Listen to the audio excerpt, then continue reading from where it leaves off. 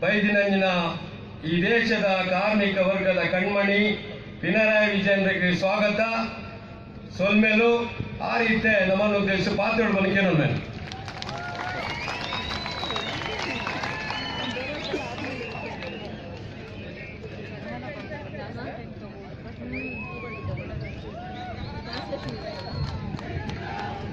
Comrade Pinarayi Vijayan ಅವರು ಮಲಯಾಳಂನಲ್ಲಿ ಮಾತಾಡ್ತಾರೆ.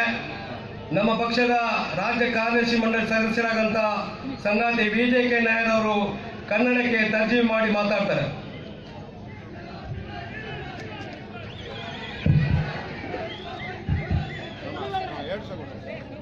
സഖാക്കളെ, സഹോദരി സഹോദരന്മാരെ, മംഗലാപുരത്ത് ഇത്തരമൊരു പരിപാടിയിൽ, അതും ഒരു മതസൗഹാർദ്ദ റാലിയിൽ പങ്കെടുക്കാൻ കഴിഞ്ഞതിലുള്ള സന്തോഷം ആദ്യമേ തന്നെ രേഖപ്പെടുത്തട്ടെ.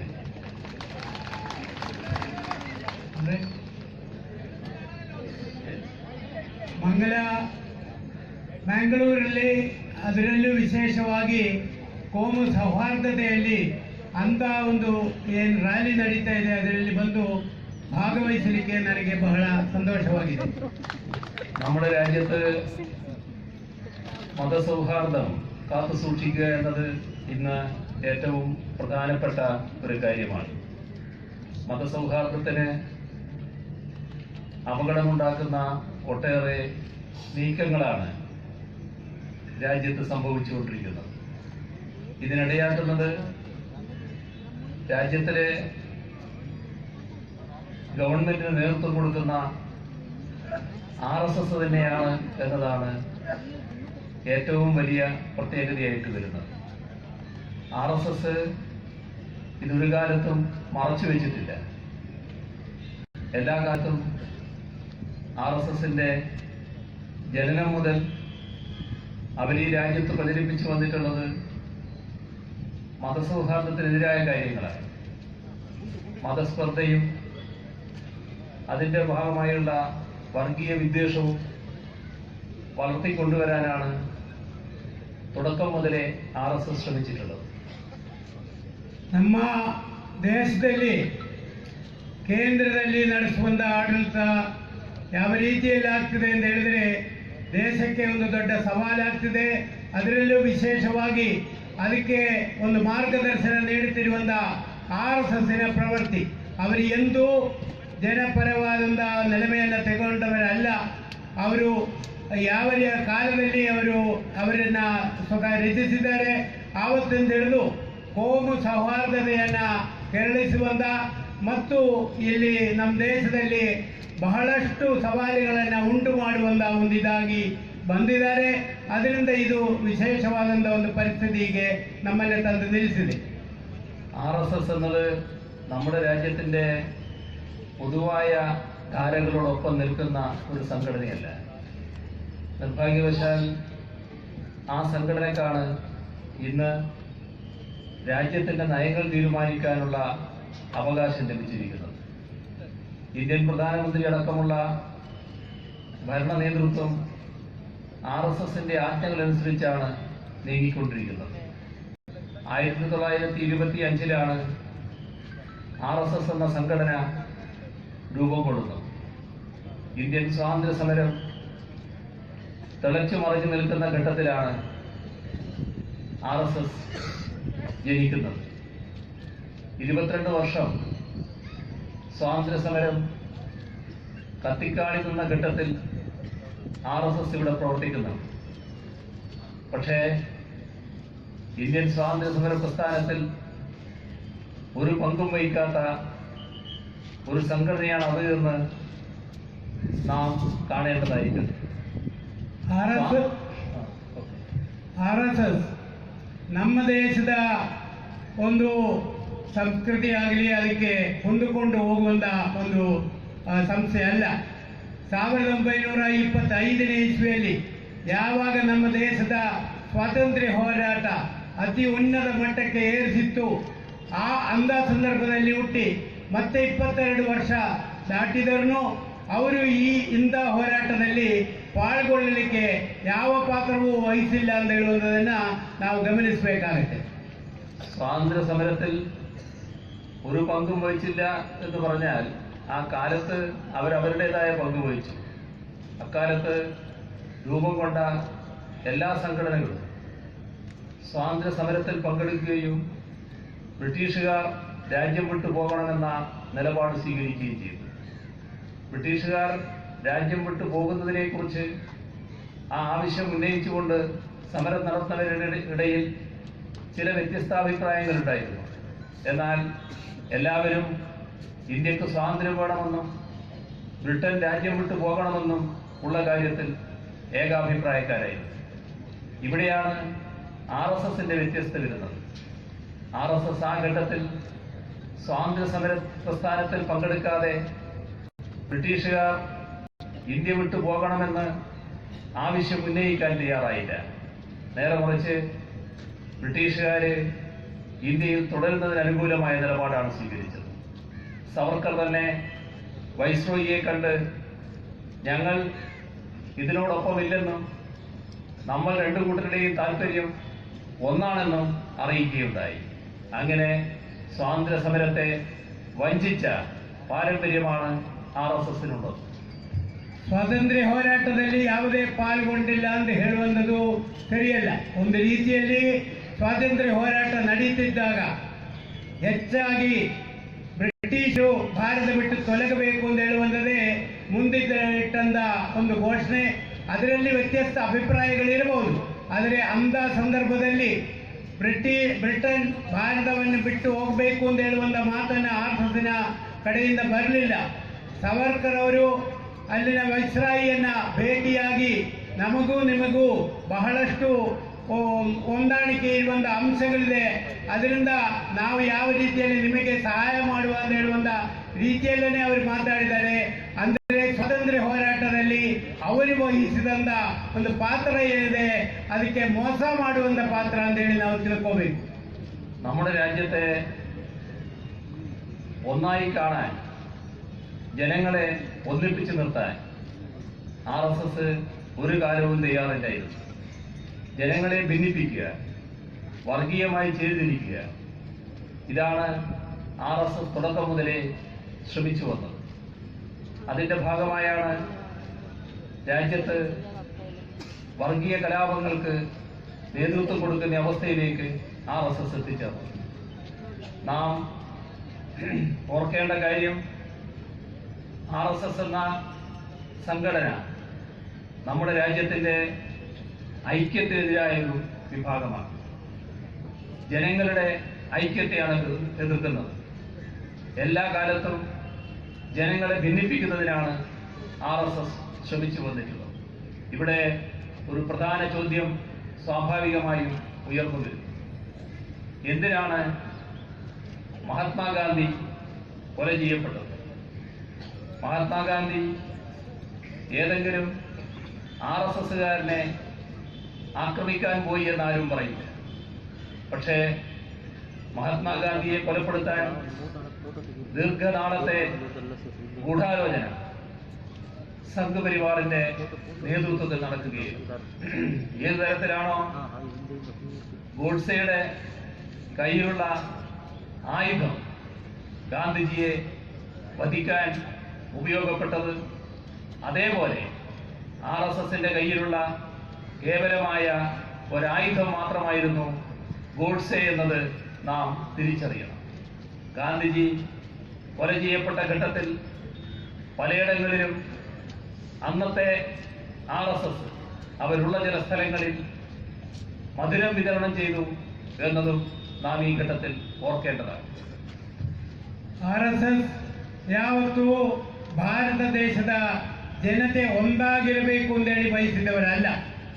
ಜನತೆಯಲ್ಲಿ ಭಿನ್ನತೆಯನ್ನ ಸೃಷ್ಟಿಸುವಂಥದ್ದು ಅವರ ಒಂದು ಮುಖ್ಯ ಗುರಿಯಾಗಿತ್ತು. ಇಂದು ಅದನ್ನೇ ಮುಂದುವರಿಸುತ್ತಿದ್ದಾರೆ. ಯಾವ ರೀತಿಯಲ್ಲಿ ಅವರು ಈ ಭಿನ್ನತೆಯನ್ನ ಉಂಟು ಮಾಡಿದೆ ಅಂತ ಹೇಳಿದರೆ, ಭಾರತ ದೇಶದ ಜನತೆಯನ್ನ ಒಂದಾಗಿರಬೇಕು ಎಂದು ಬಯಸಿದವರಲ್ಲಿ ಅವರು ಯಾವ ರೀತಿಯಲ್ಲಿ ಅವರು ಮಾಡಿದ್ದಾರೆ ಅಂತ ಹೇಳುವಂಥದ್ದು ಗಾಂಧಿಯ ಇದನ್ನ ಕೊಲೆ ಉದಾಹರಣೆ. ಗಾಂಧಿಯನ್ನ ಕೊಲೆ ಮಾಡಲಿಕ್ಕೆ ಯಾವ ಒಂದು ಸಂಚಿಗಳು ನಡೆದಿದೆ ಅದರಲ್ಲಿ ಗೋಡ್ಸೆ ಅವರು ಹಿಡಿದಂತ ಪಿಸ್ತೂಲಿಂದ ಗಾಂಧಿ ಹತರಾಗಿದ್ದಾರೆ ಎಂದು ಹೇಳುವಂಥದ್ದು ನಿಜವಾದರೆ ಗೋಡ್ಸೆಯನ್ನೇ ಅವರು ಒಂದು ಆಯುಧವಾಗಿ ಉಪಯೋಗಿಸಿದ್ದಾರೆ ಎಂದು ಹೇಳುವಂಥದ್ರಲ್ಲಿ ಯಾವ ಅನುಮಾನವೂ ಇಲ್ಲ.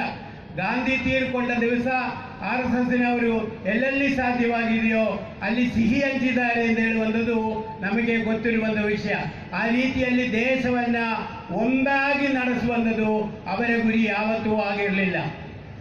ഗാന്ധിജിയെ വധിച്ച RSSനെതിരെ ജനരോഷം അതിശക്തമായി ഉയർന്നു വന്നു. RSS നിരോധിക്കപ്പെട്ടു. ആ ഘട്ടത്തിൽ അന്നത്തെ കേന്ദ്ര ഭരണാധികാരികൾ ചിലരെ വലിയ തോതിൽ ബന്ധപ്പെട്ട് പീഡിപ്പിച്ച് നിരോധനം നീക്കുന്നതിനുള്ള നടപടികളിൽ RSS മുഴുകുകയാണ് ചെയ്തത്. RSSന്റെ നിരോധനം നീക്കിയതിനു ശേഷവും RSS അതേ നില തന്നെയാണ് ഇവിടെ തുറന്നു വന്നത്. RSSನವರು ಆ ಸಂದರ್ಭದಲ್ಲಿ ಅವರ ಮೇಲೆ ಜನಕ್ಕೆ ಬಹಳಷ್ಟು ರೋಷ ಇತ್ತು. ಆದ್ದರಿಂದ ಅವರನ್ನ ಒಂದು ರೀತಿಯಲ್ಲಿ ಅವರು ಆಡಳಿತದಲ್ಲಿ ಇರುವಂತವರನ್ನ ಹಲವಾರು ಜನರನ್ನ ಭೇಟಿ ಮಾಡಿ ಯಾವ ರೀತಿಯಲ್ಲಿ ಇದನ್ನ ಸುಧಾರಿಸ್ಕೋಬೇಕು ಅಂತ ಹೇಳುವಂಥದ್ದು ಮಾಡಿದ್ದಾರೆ. ಅವರನ್ನ ನಿಷೇಧಿಸಿದ್ರು ಸ್ವಲ್ಪ ಕಾಲದ ನಂತರ ಆ ನಿಷೇಧವನ್ನ ತೆಗೆದು ಅವರು ಮತ್ತೆ ಅವರು ಕಾರ್ಯಾಚರಣೆಯಲ್ಲಿ ತೊಡಗಿದ್ದಾರೆ. ಆದರೆ ಮುಂದುವರೆದನ್ನು ಭಾರತ ದೇಶದ ಐಕ್ಯತೆಯನ್ನು ಸಾಧಿಸುವಂತ ಕೆಲಸವಲ್ಲ ಅವರು ಮಾಡ್ತಿರುವಂಥದ್ದು ഗമനിಸಬೇಕು.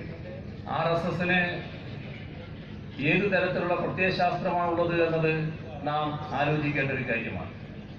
1925 രൂപം കൊണ്ട RSS 5 വർഷം കഴിഞ്ഞതിന് ശേഷം RSSന്റെ സ്ഥാപക നേതാക്കളിൽ ഒരാളായ മുഞ്ചെ അന്നത്തെ ലോകത്തിലെ ചില വൻകിടക്കാരെ കാണാൻ പോവുകയുണ്ടായി. അവരുടെ മാതൃകാ പുരുഷന്മാരെയും ആ രാജ്യങ്ങളെയുമാണ് കാണാൻ പോയത്. അതിലൊന്ന് മുസോളിനിയായിരുന്നു. മുസോളിനിയുടെ ഫാസിസ്റ്റ് സംഘടനാ രൂപം RSS പൂർണ്ണമായി സ്വീകരിച്ചു. ഫാസിസ്റ്റ് സംഘടനയ്ക്ക് പരിശീലനം നൽകുന്ന അവരുടെ പരിശീലന കേന്ദ്രങ്ങളുണ്ടായിരുന്നു. അത് കണ്ടപ്പോൾ മുഞ്ചെ അങ്ങേയറ്റം ആവേശഭരിതനായി. അതിന്റെ ഫലമായി മുഞ്ചെ ആ സന്ദർശനത്തിന്റെ ഒരു ഘട്ടത്തിൽ മുസോളിനിയുമായി ചർച്ച ചെയ്യുന്നു.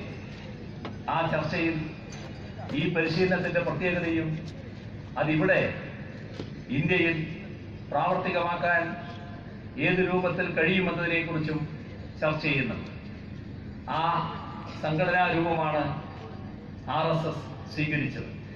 മുസോളിനിയുടെ ഫാസിസ്റ്റ് സംഘടനാ രൂപമാണ് RSS ഇപ്പോഴും പിന്തുടർന്നു വരുന്നത്.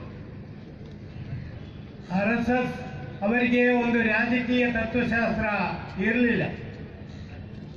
25ರಲ್ಲಿ ಅವರು ರಚಿತವಾಗಿ ಸ್ವಲ್ಪದೇ ವರ್ಷಗಳಲ್ಲಿ ಅವರ ನಾಯಕರಲ್ಲಿ ಒಬ್ಬರಾದ ಮುಂಜೆ ವಿದೇಶಕ್ಕೆ ಪ್ರವಾಸವನ್ನು ಕೈಗೊಂಡು ಅಲ್ಲಿರುವಂತ ಒಂದೊಂದು ಇದನ್ನು ಗುರುತಿಸಿದ್ದಾರೆ. ಅದರಲ್ಲಿ ಇಟಲಿಯ ಮುಸೋಳಿನಿಯನ್ನು ಭೇಟಿಯಾಗಿದ್ದಾರೆ. ಮುಸೋಳಿನಿ ಯಾವ ರೀತಿಯಲ್ಲಿ ಪಾಸಬಿ ರೀತಿಯಲ್ಲಿ ಅವರ ಸಂಘಟನೆಯನ್ನು ಮಾಡಿದ್ದಾರೆ, ಅದರಲ್ಲಿ ಇವರು ಒಂದು ರೀತಿಯಲ್ಲಿ ಒಂದು ಅದರ ಬಗ್ಗೆ ಬಹಳಷ್ಟು ಹೆಮ್ಮೆಯಿಂದ ಅವರ ಜೊತೆಯಲ್ಲಿ ಚರ್ಚೆ ಮಾಡಿ ಇದು ಯಾವ ರೀತಿಯಲ್ಲಿ ನಾವು ಭಾರತ ದೇಶದಲ್ಲಿ ಅಳವಡಿಸಬೇಕು ಅಂತ ಹೇಳಿ ಆ ಒಂದು ಸಂಘಟನಾ ರೀತಿಯನ್ನೇ RSS ಮತ್ತೆ ಅನುಸರಿಸ್ತಾ ಬಂದಿದೆ.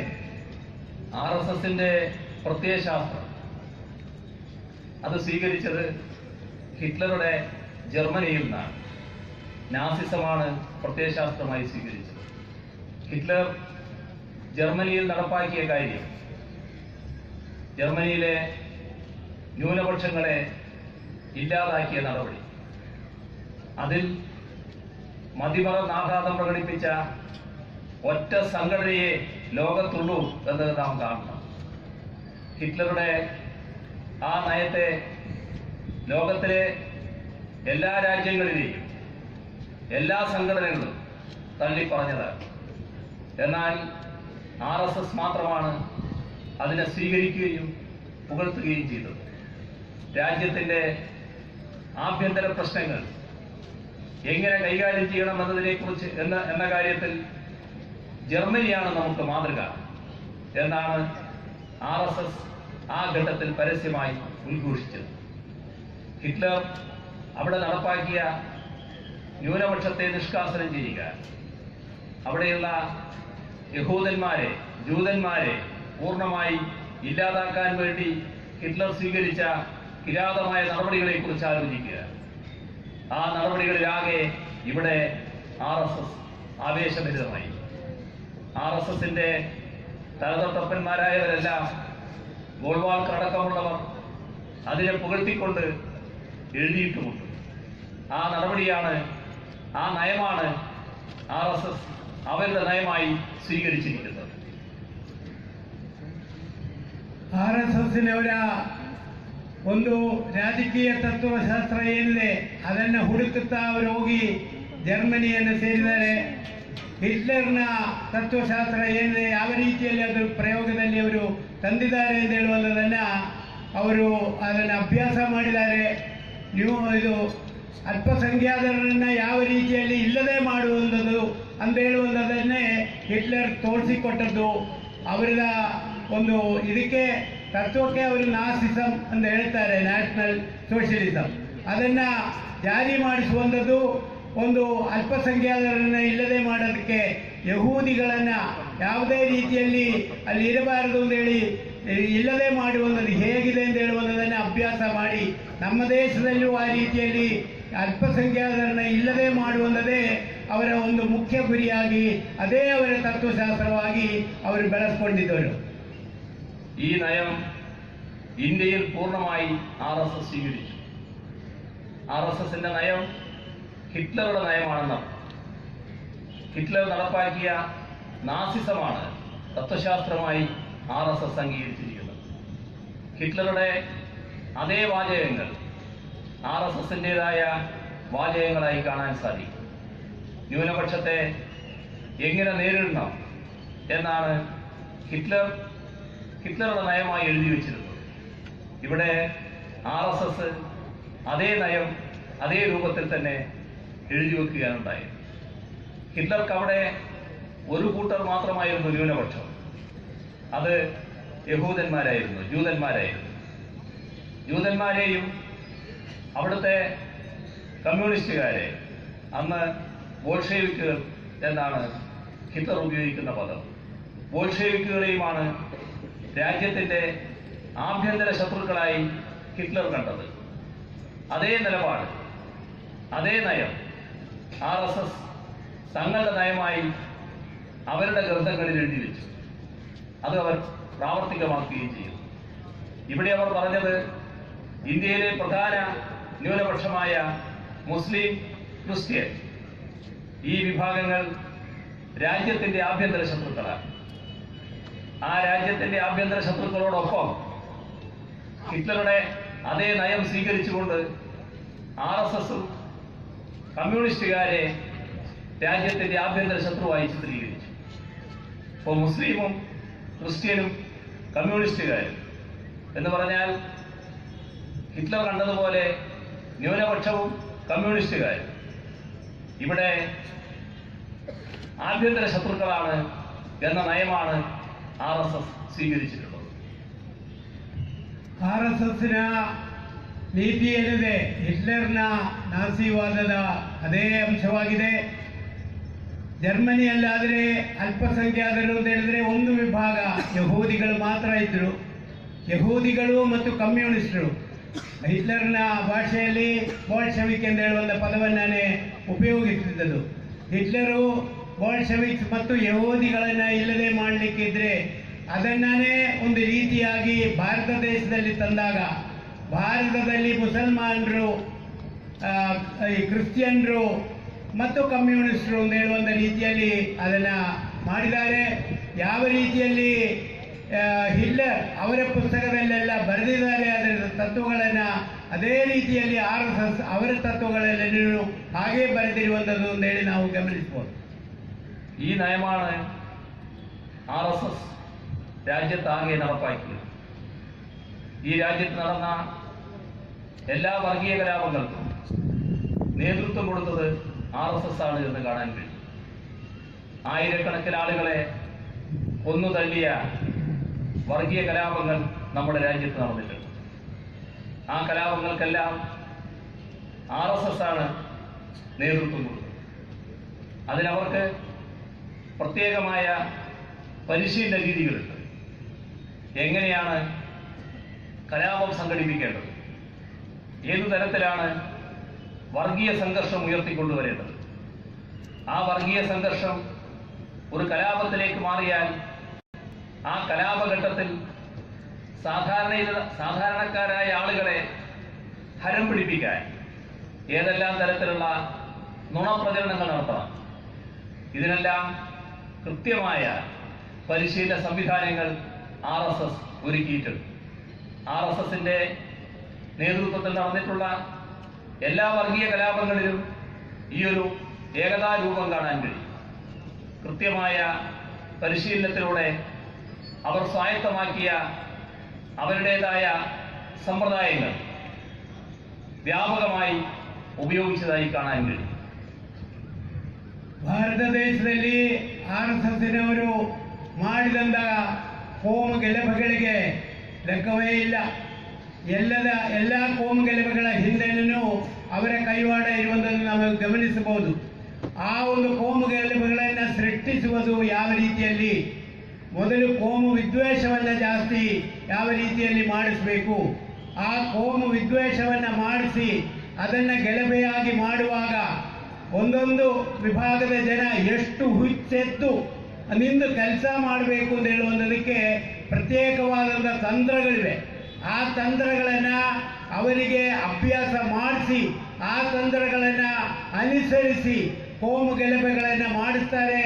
ಅದು ದೇಶವನ್ನು ಅಪಾಯಕ್ಕೆ ತಂದಿರುವಂಥ ರೀತಿಯಲ್ಲಿ ಅವರನ್ನು ಮಾಡಿಸುವುದರಲ್ಲಿ ಎಲ್ಲ ಕೋಮು ಗಲಭೆಯಲ್ಲಿನೂ ಇವರು ಈ ರೀತಿಯಲ್ಲಿ ನುರಿತ ರೀತಿಯಲ್ಲಿ ನಡೆಯುವಂಥ ಅಭ್ಯಾಸ ಯಾವುದಿದೆ ಅದಿದೆ ಅಂತ ಹೇಳುವುದರಲ್ಲಿ ಸುಳ್ಳಿನ ಪ್ರಚಾರ ಮಾಡುವಂಥದ್ದು ಅದೊಂದು ದೊಡ್ಡ ಅಭ್ಯಾಸದ ಒಂದು ತಂತ್ರವಾಗಿದೆ ಅಂತ ಹೇಳುವಂಥದ್ದು ನಾವು ಗಮನಿಸಬೇಕು.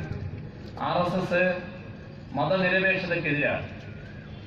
ഈ രാഷ്ട്രം ഒരു മതനിരപേക്ഷ രാഷ്ട്രമാകാൻ പാടില്ല എന്നതാണ് RSS ആദ്യം മുതലേ സ്വീകരിച്ച നിലപാട്. 1947 ജൂലൈ 17 ഓർഗനൈസർ അവരുടെ മുഖപത്രം നമ്മുടെ രാജ്യത്തിൻ്റെ ദേശീയ പതാകയെക്കുറിച്ച് ദ നേഷൻസ് ഫ്ലാഗ് എന്ന പേരിൽ ഒരു മുഖപ്രസംഗം എഴുതിയിരുന്നു.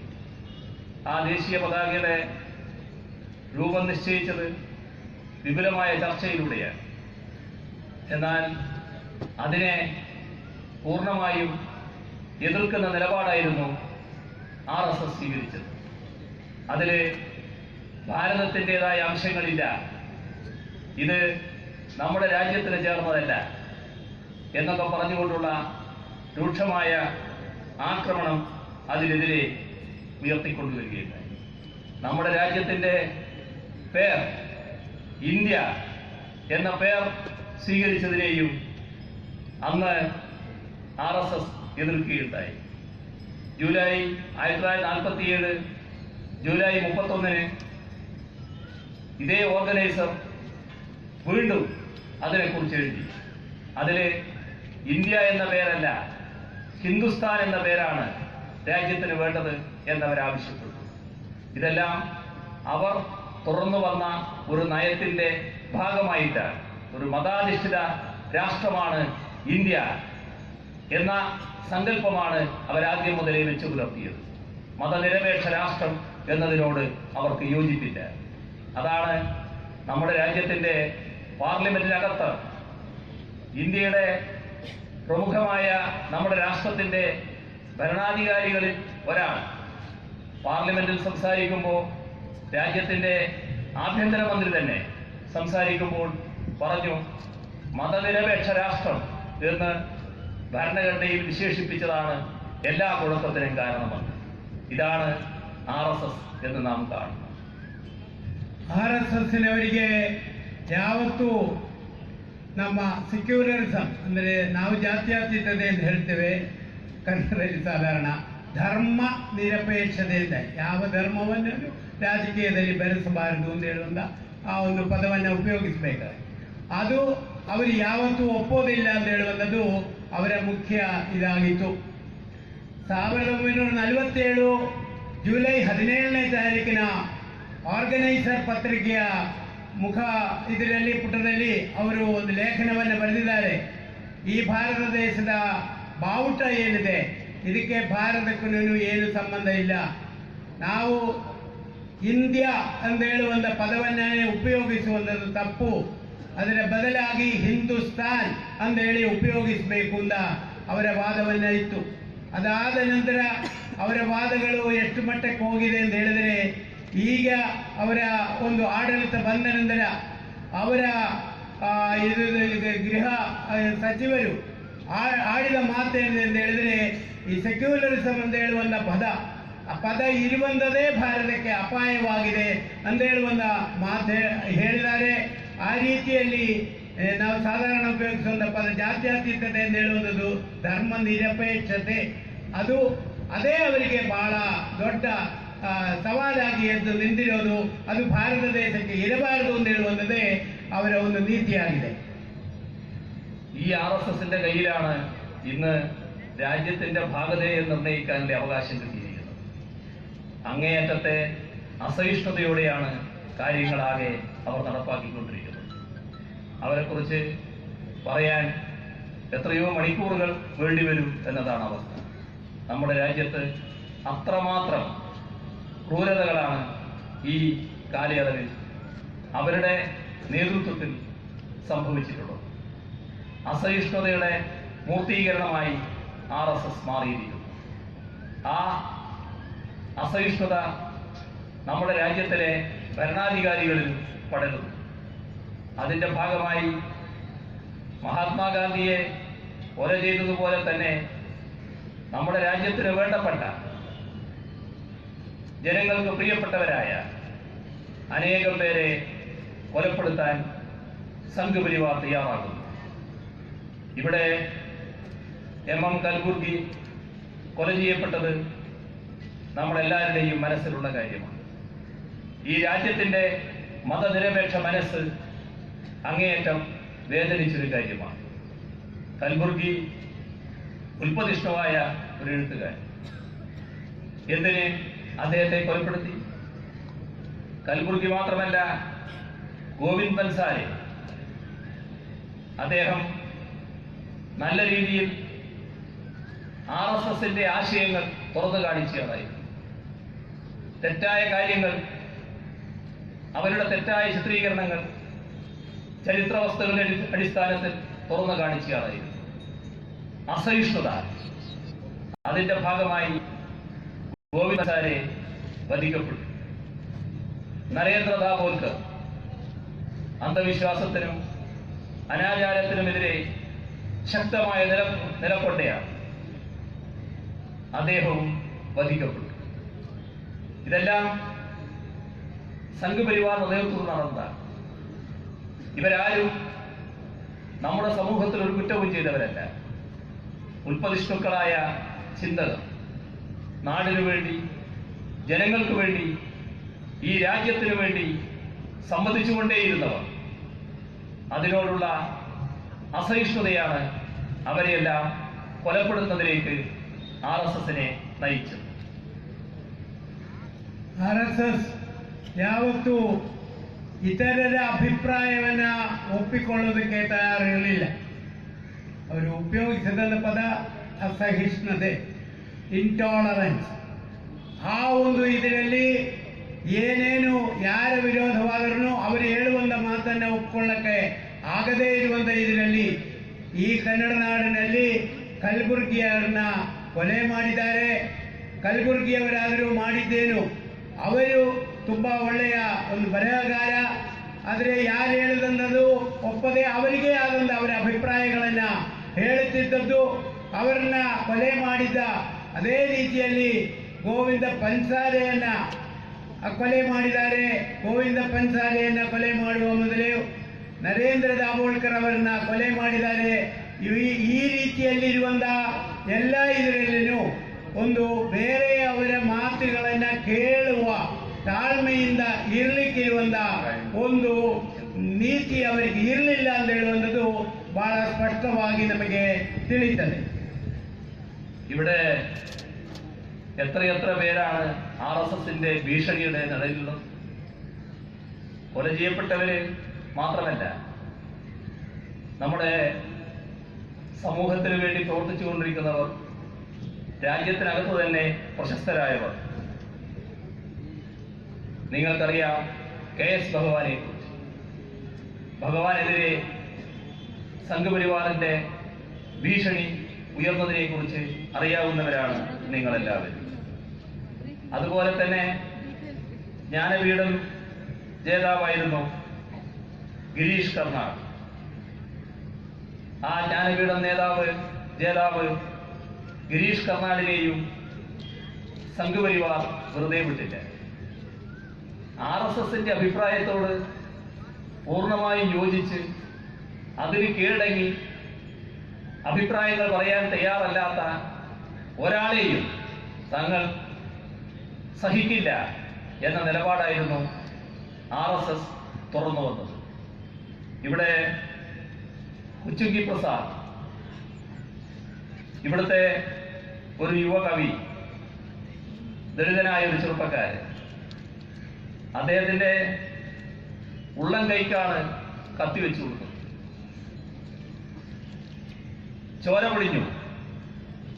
ഇനി എഴുതിയാൽ വിരലുകൾ ഉണ്ടാവില്ല, ഛേദിച്ചു കളയും എന്ന് ഭീഷണിപ്പെടുത്തി വിടുന്ന നിലയുണ്ടായി. ഇവിടെ തന്നെ ചേതന തീർത്ഥഹള്ളി, എഴുത്തുകാരിയും പത്രപ്രവർത്തകയും ഒക്കെയായ അവര് RSS നിലപാടിന് കീഴടങ്ങുന്നില്ല എന്ന് വന്നപ്പോ ഭീഷണിയായി. ആ ഭീഷണി വകവെക്കാതെ DYFIയുടെ ഒരു പരിപാടിയിൽ പങ്കെടുത്തു എന്ന് വന്നപ്പോ കൂടുതൽ ഭീഷണി ഉയർന്നു. അവർക്ക് നേരെ ഉയർന്ന ഭീഷണി ആസിഡ് ഒഴിച്ചു കളയും, തന്നെ ബലാത്സംഗം ചെയ്ത് കളയും എന്നെല്ലാമുള്ള അത്യന്തം ഹീനമായ തരത്തിലുള്ള ഭീഷണിയാണ് സംഘപരിവാറുകാർ ആ സ്ത്രീക്കെതിരെ ഉയർത്തിയത്. നമ്മുടെ പെരുമാൾ മുരുകൻ എന്ന ദളിത് സാഹിത്യകാരൻ, അദ്ദേഹത്തിന് നേരെ ഉണ്ടായ അതിക്രമം, തന്നിലെ എഴുത്തുകാരൻ മരണപ്പെട്ടുപോയി എന്ന് പറയാൻ നിർബന്ധിതമായ അവസ്ഥ, ഇതെല്ലാം നമ്മുടെ നാട്ടിൽ, നമ്മുടെ രാജ്യത്ത് സംഭവിച്ച കാര്യങ്ങളാണ്. ആദ്യം പറഞ്ഞ കാര്യങ്ങൾ കർണാടകയിൽ തുടർച്ചയായി സംഭവിച്ചുകൊണ്ടിരുന്ന കാര്യങ്ങൾ.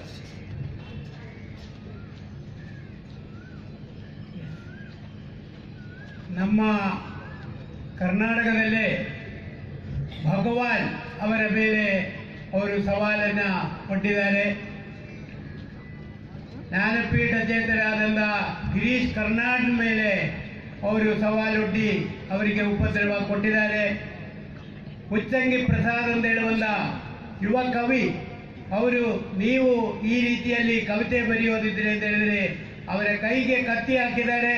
ಇನ್ನ ಕವಿತೆ ಬರೆಯೋದಿದ್ರೆ ಬೆರಳನ್ನ ಕತ್ತರಿಸ್ತೇವೆ ಅಂತ ಹೇಳಿದ್ದಾರೆ.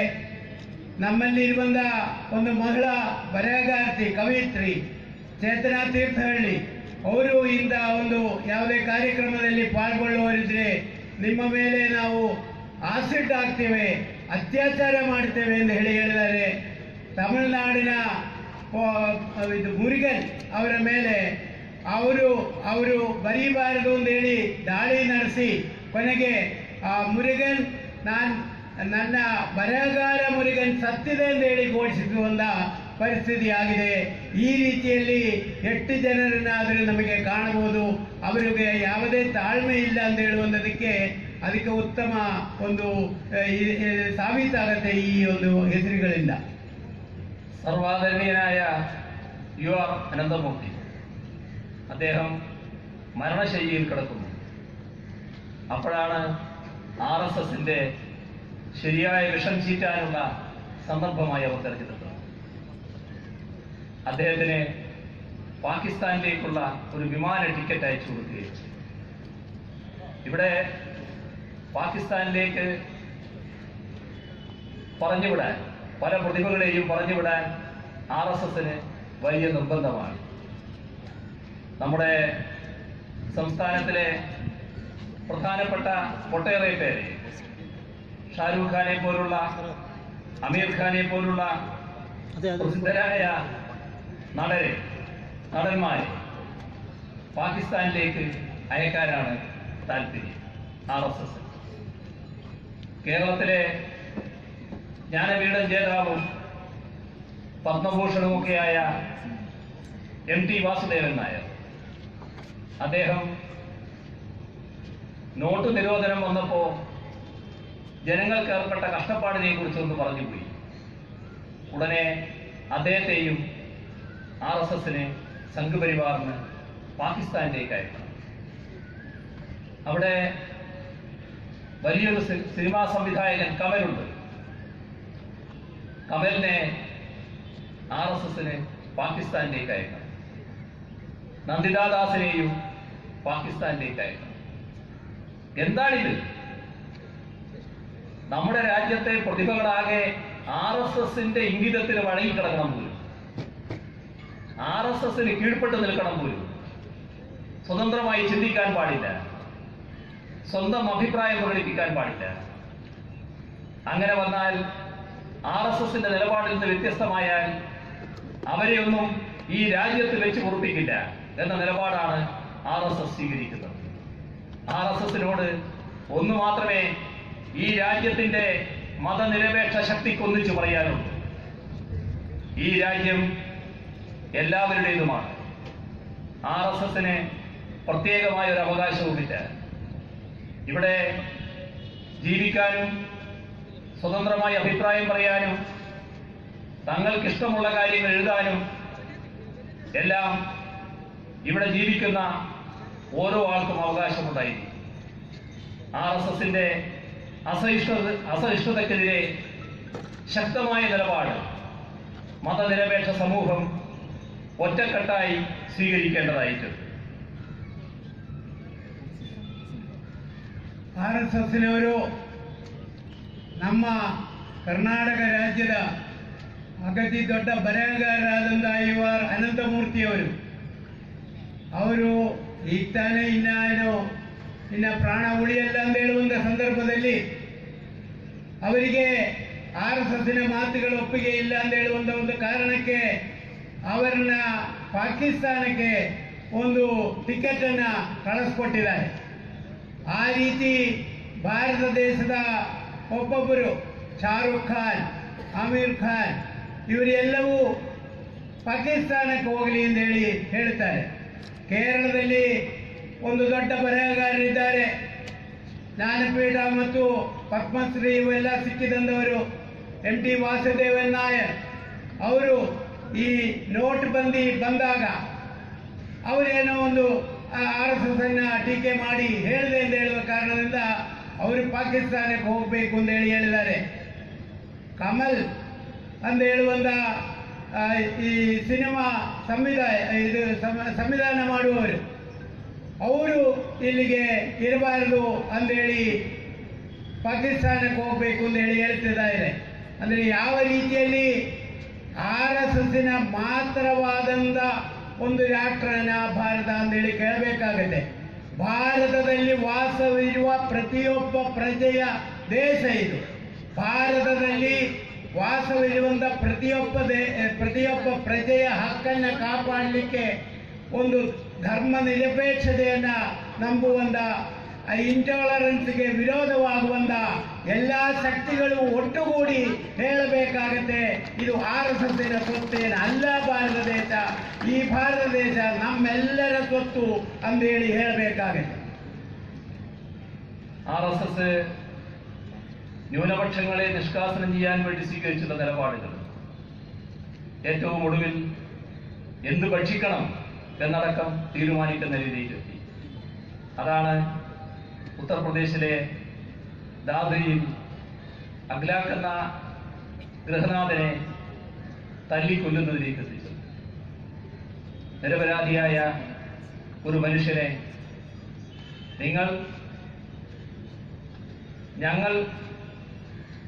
ഞങ്ങൾക്കെതിരാണ്. കാരണം നിങ്ങൾ ന്യൂനപക്ഷത്തിൽപ്പെട്ടയാളാണ്. തല്ലിക്കൊല്ലാൻ ഭക്ഷണത്തിൻ്റെ ഒരു പേര് ഉപയോഗിച്ചു എന്ന് മാത്രം. അദ്ദേഹത്തിൻ്റെ വീട്ടിൽ നിന്ന് എടുത്തുകൊണ്ടുപോയ ഇറച്ചി അത് ആടിൻ്റെ ഇറച്ചിയായിരുന്നുവെന്ന് പിന്നീട് പരിശോധനയിൽ തെളിയുകയും ചെയ്തു. ഇത് ന്യൂനപക്ഷത്തിന് നേരെ സ്വീകരിച്ചപ്പോൾ തന്നെ ഗുജറാത്തിലെ ഉനയിൽ 4 ദളിത് യുവാക്കളെ നഗ്നരാക്കി കാറിൽ കെട്ടി മർദ്ദിക്കുന്ന കാഴ്ച ഈ രാജ്യവും ലോകവും കണ്ടു. അവര് പശുവിന്റെ തോലുരിയണമെന്നും തങ്ങളുടെ കക്കൂസ് കഴുകണമെന്നും വൃത്തിയാക്കണമെന്നും ആവശ്യപ്പെട്ടുകൊണ്ടായിരുന്നു മർദ്ദനം. നിങ്ങൾക്ക് ഇന്ന ജോലി മാത്രമേ ചെയ്യാൻ അവകാശമുള്ളൂ. പഴയ ചാതുർവർണ്ണ വ്യവസ്ഥയുടെ അതേ രീതി ദളിതർക്ക് നേരെ പ്രയോഗിക്കാനാണ് സംഘപരിവാർ തയ്യാറായത്. ഇതിൻ്റെ തന്നെ മറ്റൊരു പതിപ്പാണ് ഹരിയാനയിലെ മേഘാത്ത് കാണാൻ കഴിഞ്ഞത്. അവിടെ ഒരു പാവപ്പെട്ട വൃദ്ധ കർഷകൻ, ആ കർഷകന്റെ മകനും ഭാര്യയും RSSകാരാൽ കൊല ചെയ്യപ്പെട്ടു. ഓടി ഒളിച്ച 2 കൗമാരപ്രായത്തിലുള്ള പെൺകുട്ടികൾ അവരെ പിഞ്ചു കുഞ്ഞുങ്ങളുടെ കഴുത്തിന് കത്തിവെച്ചുകൊണ്ട് തിരിച്ചു പിടിച്ചു. വന്നില്ലെങ്കിൽ ഇവരുടെ കഴുത്തറക്കുമെന്ന് പറഞ്ഞു. എന്നിട്ട് അവരെ കൂട്ടബലാത്സംഗത്തിനിരയാക്കി. ആ കുടുംബത്തിലുള്ള മറ്റെല്ലാവരെയും ക്രൂരമായി പീഡിപ്പിച്ചു. ഇതാണ് RSS നമ്മുടെ നാട്ടിൽ ചെയ്തുകൊണ്ടിരിക്കുന്നത്, നമ്മുടെ രാജ്യത്ത് ചെയ്തുകൊണ്ടിരിക്കുന്നത്. എവിടങ്ങളിലെല്ലാം ഇത്തരത്തിലുള്ള ആക്രമണങ്ങൾ നടന്നു. ജാർഖണ്ഡ്, ജമ്മു കാശ്മീർ, പഞ്ചാബ് ഈ സംസ്ഥാനങ്ങളിലെല്ലാം വലിയ തോതിലുള്ള ആക്രമണങ്ങളാണ് ബീഫിന്റെ പേരിൽ സംഘപരിവാർ ಅಳಿಸಿಬಿಟ್ಟರು. RSSನವರು ಮನುಷ್ಯ ಏನ್ ತಿನ್ನಬೇಕು ಅಂತ ಅವರು ಹೇಳದ್ದು ತಿನ್ನಬಾರದು ಅಂತ ಹೇಳಿದನ್ನ ತಿಂದರೆ ಏನಾಗುತ್ತೆ ಅಂತ ಹೇಳುವಂಥದ್ದು UPಯ ದಾದ್ರಿಯಲ್ಲಿ ತೋರ್ತದೆ. ಅಲ್ಲಿರುವಂತಹ ಒಬ್ಬ ಮನುಷ್ಯನನ್ನ ಅವರು ಗೋಮಾಂಸ ತಿಂದಿದೆ ಅಂತ ಹೇಳಿ ಹೊಡೆದು ಸಾಯಿಸಿದ್ದಾರೆ. ಅವರ ಮನೆಯಲ್ಲಿದ್ದಂಥ ಮಾಂಸವನ್ನು ತೆಗೆದುಕೊಂಡು ಹೋಗಿ ಆಮೇಲೆ ಲ್ಯಾಬ್ ಟೆಸ್ಟ್ ಮಾಡಿದಾಗ ಅದು ಗೋಮಾಂಸ ಅಲ್ಲ, ಅದು ಮಟನ್, ಏನದು ಕನ್ನಡ, ಕುರಿ ಮಾಂಸ ಅಂತ ಹೇಳುವುದನ್ನ ಅದು ಗೊತ್ತಾಗಿದೆ. ಆದರೆ ಇವರ ಪ್ರಾಣ ಹೋಗಿತ್ತು. ಅವ ಅಲ್ಪಸಂಖ್ಯಾತ ಮನುಷ್ಯ, ಅಲ್ಪಸಂಖ್ಯಾತನ ಕೊಲೆ ಮಾಡಬೇಕಾದರೆ ಈ ಆಹಾರದ ವಿಷಯ ಹೇಳಿಕೊಂಡು ಕೊಲೆ ಮಾಡಿ. ಗುಜರಾತಿನ ಹುನಾಯಿ ಗ್ರಾಮದಲ್ಲಿ ಏನಾಗಿದೆ, ಅಲ್ಲಿ 4 ದಲಿತ ಯುವಕರನ್ನ ಕಾರಿಗೆ ಹಗ್ಗ ಕಟ್ಟಿ ಎಳೆದು ಬೆತ್ತಲೆ ಮಾಡಿ ಅವರು ಇದರಿಂದ ಸಾವಪ್ಪಿದ ದನದ ಚರ್ಮವನ್ನು ಸುಲಿಬೇಕು, ಅದನ್ನ ಇವರಿಗಾಗಿ ಆ ಕೆಲಸ ಮಾಡಬೇಕು ಮತ್ತು ಅವರ ಕಕ್ಕಸನ್ನು ತೊಳಿಬೇಕು.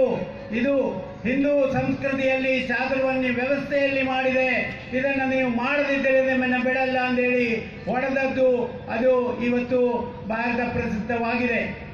ಹರಿಯಾಣದ ಒಂದು ಗ್ರಾಮದಲ್ಲಿ ಅವರನ್ನ ದಾಳಿ ಮಾಡಿ ಕೊನೆಗೆ ಅವರು ಇಬ್ಬರನ್ನ ಕೊಂದು ಒಂದು 2 ಹೆಣ್ಮಕ್ಕಳನ್ನ ಅವರನ್ನ ಆಚೆ ಕರೆದು ಅವರು ಬರದೇ ಇದ್ದಾಗ ಸಣ್ಣ ಮಕ್ಕಳ ಕುತ್ತಿಗೆಗೆ ಚಾಕು ತೋರಿಸಿ ಇವನ್ನ ಕುಯ್ತೀವಿ ಅಂತ ಹೇಳಿ ಈ ಹೆಣ್ಮಕ್ಕಳನ್ನ ಅವರು ಅತ್ಯಾಚಾರ ಮಾಡಿದ್ದಾರೆ ಎಲ್ಲರೂ ಸೇರಿಕೊಂಡು. ಇಂಥ ಘಟನೆಗಳು ಪಂಜಾಬಲ್ಲಿ ನಡೆದಿದೆ, ಜಾರ್ಖಂಡಲ್ಲಿ ನಡೆದಿದೆ, ಜಮ್ಮು ಕಾಶ್ಮೀರದಲ್ಲಿ ನಡೆದಿದೆ. ಈ ರೀತಿಯಲ್ಲಿ ಇಡೀ ಭಾರತ ದೇಶವನ್ನೇ ಅವರಿಗೆ ಹೇಳುವಂಥದನ್ನು ಕೇಳದೇ ಇದ್ದರೆ ಬಿಡಲ್ಲ ಅಂತ ಹೇಳುವಂತ ರೀತಿಯಲ್ಲಿ ತಗೊಂಡು ಹೋಗುತ್ತದೆ RSSನ ಇವತ್ತಿನ ಸಾಧನೆ ಅಂತ ಹೇಳಿ ನಾವು ಗುರುತಿಸ್ಕೊಳ್ಬೇಕು. സംഘപരിവാറുകാരെ തന്നെ കൊല്ലുന്ന കാഴ്ചയാണ് നിങ്ങളിവിടെ കണ്ടുകൊണ്ടിരിക്കുന്നത്. ഈ ദക്ഷിണ കന്നഡ, ഉടുപ്പി ജില്ലകളിൽ സംഭവിച്ചിട്ടുള്ള കൊലപാതകങ്ങളെ കുറിച്ച് അറിയാവുന്നവരാണ് നിങ്ങളെല്ലാവരും. ഞാനതിൻ്റെ വിശദാംശങ്ങളിലേക്ക് പോകേണ്ടതായിട്ടില്ല. ഈ കഴിഞ്ഞ ഫെബ്രുവരി 19 ഞായറാഴ്ച പുലർച്ചെ പ്രതാപ് പൂജാരി, ആരാണ് പ്രതാപ് പൂജാരി? ഹിന്ദു ജാഗരൺ വേദി പ്രവർത്തകൻ, ഇന്നിവിടെ ഹർത്താൽ നടത്തിയവരുടെ നേതാവ്. ആ പ്രതാപ് പൂജാരിയാണ് കൊല ചെയ്യപ്പെട്ടത്. കട്ടീൽ ക്ഷേത്രത്തിൽ യക്ഷഗാനം അവതരിപ്പിക്കാനാണ് അദ്ദേഹം എത്തിയിരുന്നത്. ആ കട്ടീൽ ക്ഷേത്രത്തിലെ യക്ഷഗാനം അവതരിപ്പിക്കാൻ എത്തിയ സംഘത്തിന്റെ പണം മോഷ്ടിച്ച സംഘമുണ്ട്. ആ വിവരം പുറത്തറിയാതിരിക്കാനാണ് ഇദ്ദേഹത്തെ കൊലപ്പെടുത്തിയത് എന്നാണ് അറിയുന്നത്. അതേപോലെ തന്നെ വിനായക വാരികെ, അദ്ദേഹം BJP-കാരനാണ്. അമ്പലത്തിൽ പോകുമ്പോൾ ബൈക്ക് തടഞ്ഞു നിർത്തിയാണ് കൊന്നത്. ഒന്നാം പ്രതി നമോ ബ്രിഗേഡ് സ്ഥാപകൻ നരേഷ് ഷെണായി.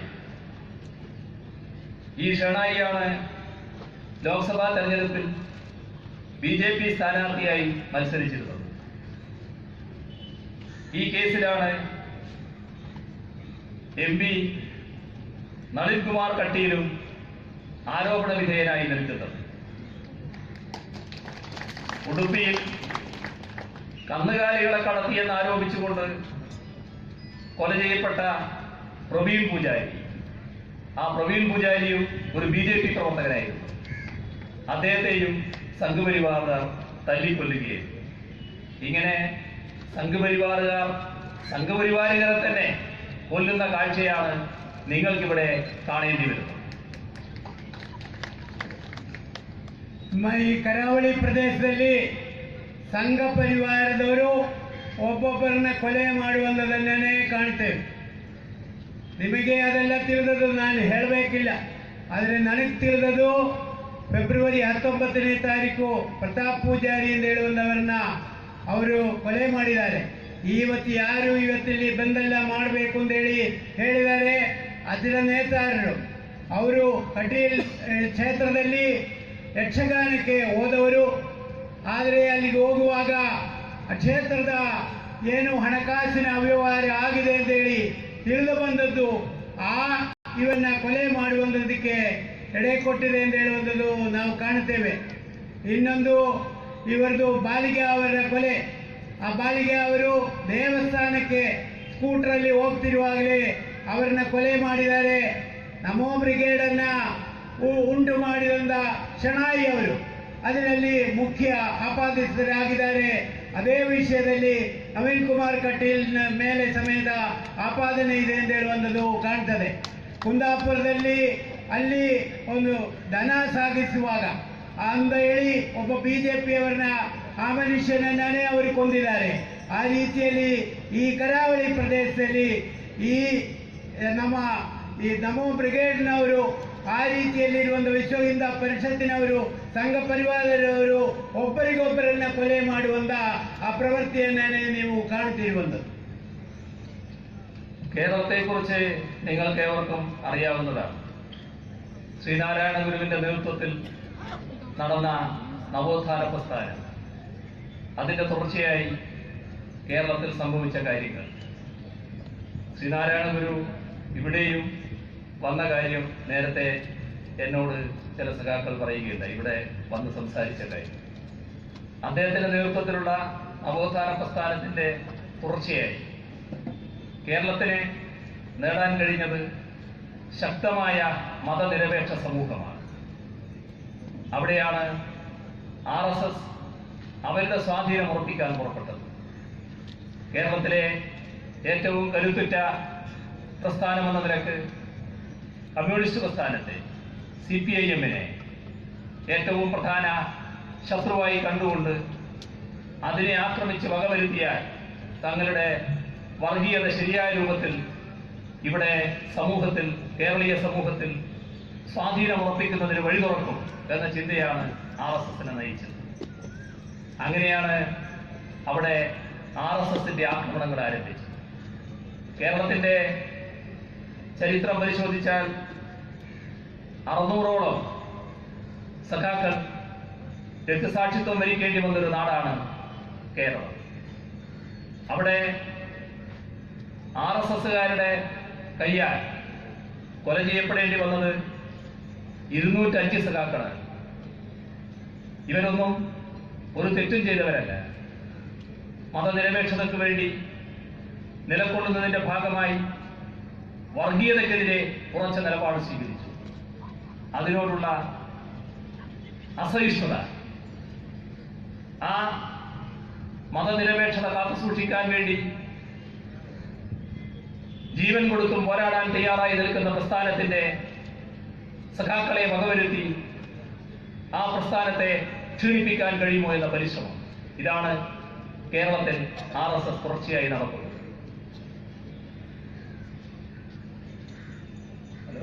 RSS ಕೇರಳದಲ್ಲಿ ಏನ್ ಮಾಡ್ತಿದೆ ಅಂತ ಹೇಳುವಂಥದ್ದು ತಿಳಿದ ವಿಷಯ.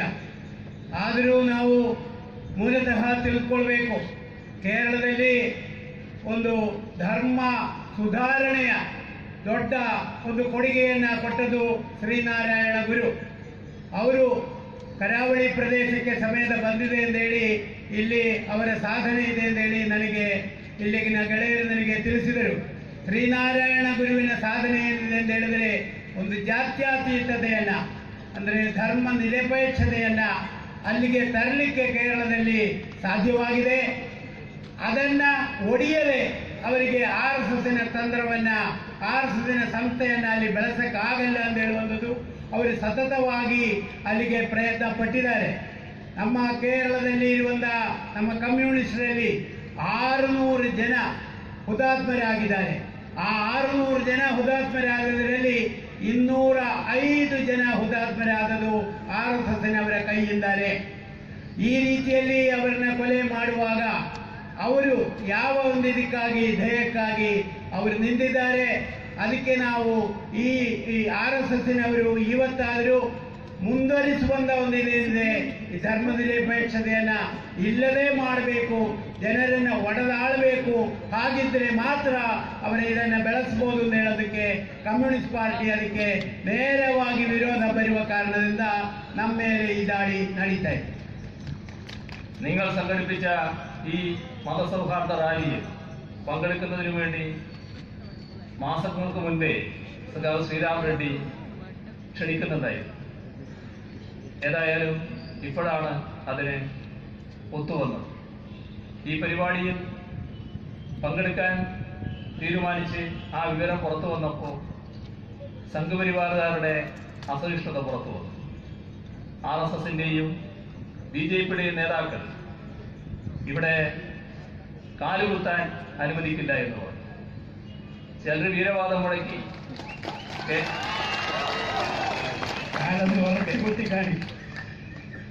കേരളത്തിന് പുറത്ത് എവിടെയും കാലുകുത്താൻ സമ്മതിക്കില്ല എന്നും ചിലർ വീരവാദം മുഴക്കി. ഇക്കാര്യത്തിൽ ആദ്യമേ തന്നെ ഒരു കാര്യം വ്യക്തമാക്കാൻ ഞാൻ ആഗ്രഹിക്കുകയാണ്. കേരളത്തിന്റെ മുഖ്യമന്ത്രി സ്ഥാനത്തിരിക്കുന്ന ഒരാളെന്ന നിലക്ക് RSS ഉയർത്തിയ ഭീഷണിയെ നേരിടുന്നതിൽ കർണാടക സർക്കാർ കാണിച്ച ജാഗ്രതയോടെയുള്ള സമീപനം അത് അഭിനന്ദനാർഹമായ കാര്യമാണ്. അതിനെ മുഖ്യമന്ത്രിയെയും കർണാടക ഗവൺമെന്റിനെയും ഞാൻ ഈ ഘട്ടത്തിൽ നന്ദി അറിയിക്കുന്നു. RSSനെ ഈ വഴിയിലൂടെയേ നേരിടാനാവൂ. ശക്തമായ നിലപാട് സ്വീകരിച്ചുകൊണ്ട് മാത്രമേ നേരിടാനാവൂ. ഇത് ഒരു പാഠമായി നാം എല്ലാവരും സ്വീകരിക്കേണ്ട ഒന്നാണ്.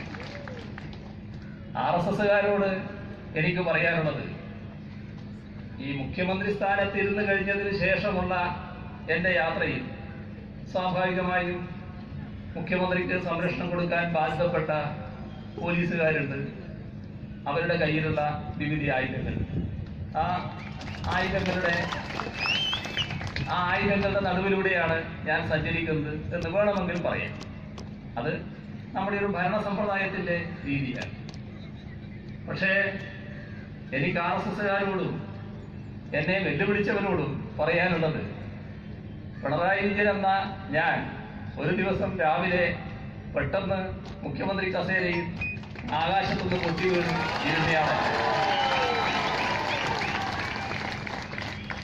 നിങ്ങളെ നേരിട്ട് അറിയാത്തയാളുമല്ല. ആരെ? RSSനെ. അതും നിങ്ങളെ കണ്ടുകൊണ്ടും അറിഞ്ഞുകൊണ്ടും തന്നെയാണ് എൻ്റെ ഇതേവരെയുള്ള രാഷ്ട്രീയ പ്രവർത്തനം നടന്നിട്ടുള്ളത്.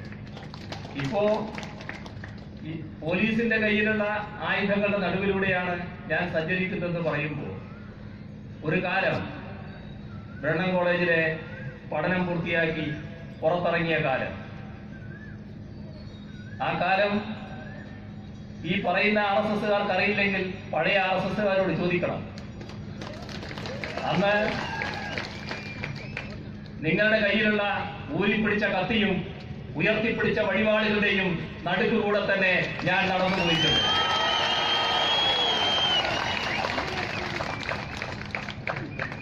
അന്ന് നിങ്ങൾക്കൊന്നും ചെയ്യാൻ കഴിയാത്ത ഒരു കൂട്ടർ ഇപ്പോ എന്ത് ചെയ്തു കളയുന്നതാണ്. മധ്യപ്രദേശിലെ എന്റെ യാത്ര തടഞ്ഞതിനെ പറ്റി നിങ്ങൾ പറയുന്നുണ്ട്. ഒരു മുഖ്യമന്ത്രി സ്ഥാനത്തിരിക്കുന്ന ഒരാളെന്ന നിലയ്ക്ക് ഒരു സംസ്ഥാനത്ത് ഞാൻ ചെല്ലുമ്പോൾ ആ സംസ്ഥാനത്തിലെ ഗവൺമെന്റ് പറയുന്ന കാര്യങ്ങൾ അംഗീകരിക്കുക എന്നത് ഒരു മര്യാദയാണ്. അതൊരു മുഖ്യമന്ത്രി സ്വീകരിക്കേണ്ട മര്യാദയാണ്. ആ ഗവൺമെന്റ് പറഞ്ഞു അങ്ങോട്ട് പോകാൻ പാടില്ല, ഞാനതനുസരിച്ചു. മുഖ്യമന്ത്രി അല്ലാത്ത പിണറായി വിജയനാണെങ്കിൽ ഇന്ദ്രനൊന്നും എന്നെ തടയാനാകില്ല എന്നത് നിങ്ങൾ മനസ്സിലാക്കിക്കോണം. അതുകൊണ്ട് ആ വിരട്ടലൊന്നും ഇങ്ങോട്ട് വേണ്ട. അത്തരം പ്രയോഗങ്ങൾ നടത്തുന്നു. അതുകൊണ്ട് നമ്മുടെ നാട് ഇതിനെതിരെ ശക്തമായി പ്രതികരിച്ചിട്ടുണ്ട്. ഇക്കാര്യത്തിൽ ഇവിടുത്തെ ഉൽപ്പതിഷ്ണുക്കളായ എല്ലാവരും ഒരാൾക്ക് ഇവിടെ വന്ന് സംസാരിക്കാൻ പറ്റില്ല എന്ന ദാർഷ്ട്യം നിറഞ്ഞ സമീപനത്തിനെതിരെ പ്രതികരിക്കാൻ തയ്യാറായിട്ടുണ്ട്. ആ ഉൽപ്പതിഷ്ണുക്കളായ എല്ലാവരോടും, പ്രത്യേകിച്ച് ഇക്കാര്യത്തിൽ ഇവിടുത്തെ മാധ്യമ ലോകം ആകെ ഈ RSS നിലപാടിനെതിരെ അണിനിരന്ന കാര്യത്തിലും എല്ലാമുള്ള നന്ദി ഞാൻ ഈ ഘട്ടത്തിൽ രേഖപ്പെടുത്തുന്നു. ഈ പരിപാടി ഉദ്ഘാടനം ചെയ്ത് അറിയിച്ചുകൊണ്ട് അവസാനിപ്പിക്കുന്നു. നിങ്ങൾക്ക് എന്റെ അഭിവാദ്യം.